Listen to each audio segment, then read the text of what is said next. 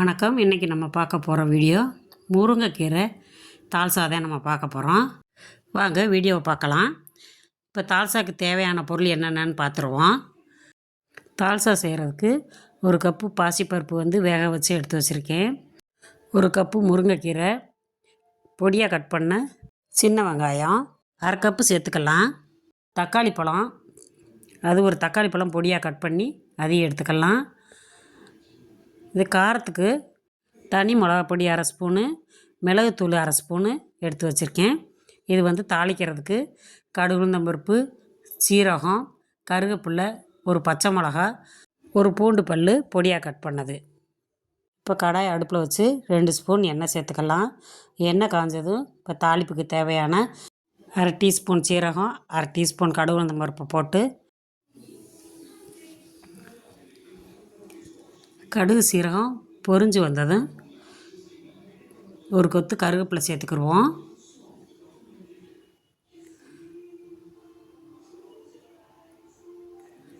ஒரு பச்சை மிளகா, பொடியாக கட் பண்ண பூண்டு பல் இதையும் சேர்த்து நல்லா வதக்கிடலாம்.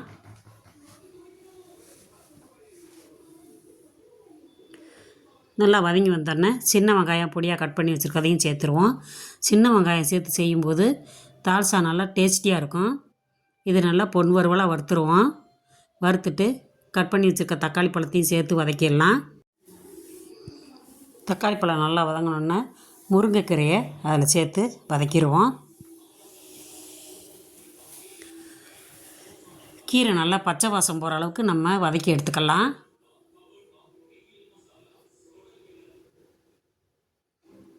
இந்த அளவுக்கு வதக்கி எடுத்துட்டு காரத்துக்கு ஒரு டீஸ்பூனு மிளகு பொடி, ஒரு டீஸ்பூனு தனி மிளகாத்தூளையும் சேர்த்துக்கலாம். இதையும் சேர்த்து நல்லா வதக்கி விட்டுருங்க. முருங்கைக்கீரை நல்லா வதங்கினோன்னே இப்போ நம்ம வேக வச்சுருக்க பருப்பை அதில் சேர்த்துருவோம். பருப்பை சேர்த்து நல்லா கலந்து விட்டுருங்க. கலந்துட்டு ஒரு அரை கப்பு தண்ணி சேர்த்துக்கலாம். உங்களுக்கு தண்ணி எவ்வளோ தேவைப்படுதோ அவ்வளோக்கு ஊற்றிக்கங்க.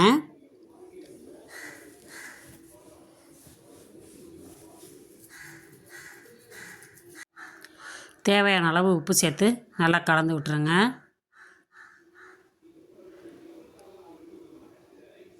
தண்ணி பத்தாத மாதிரி இருக்குது. நான் அரை டம்ளர் தண்ணி சேர்த்துக்கிறேன்.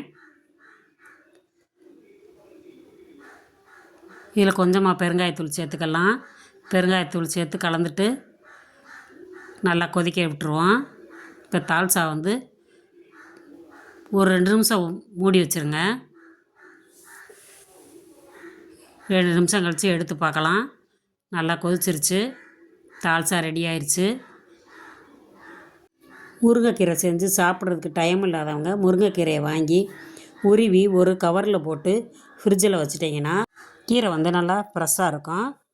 நீங்கள் 2 நாளைக்கு ஒருக்கா இந்த மாதிரி நம்ம பிள்ளைகளுக்கு தோசைக்கு, இட்லிக்கு, சாப்பாடு ஸ்கூலுக்கு கொண்டு போகிற சாப்பாடு கூட நம்ம கொடுத்து விடலாம். நல்லா ஹெல்த்தியானது. இதே மாதிரி நீங்களும் உங்கள் வீட்டில் செஞ்சு பாருங்கள்.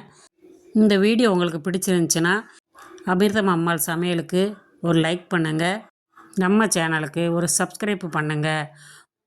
வீடியோவை உங்கள் ஃப்ரெண்ட்ஸுகளுக்கெல்லாம் ஷேர் பண்ணி விடுங்க. கமெண்ட்ஸ் பண்ணுங்கள். அப்படியே பெல் பட்டனை தட்டினீங்கன்னா ஆளுங்கிற ஆப்ஷன் வரும். அதை தட்டினீங்கன்னா நான் போடுற வீடியோ உங்களுக்கு உடனுக்குடனே சேரும். நம்ம வீடியோவை லைக் பண்ணுங்கள், ஷேர் பண்ணுங்கள், கமெண்ட்ஸ் பண்ணுங்கள். தேங்க்யூ.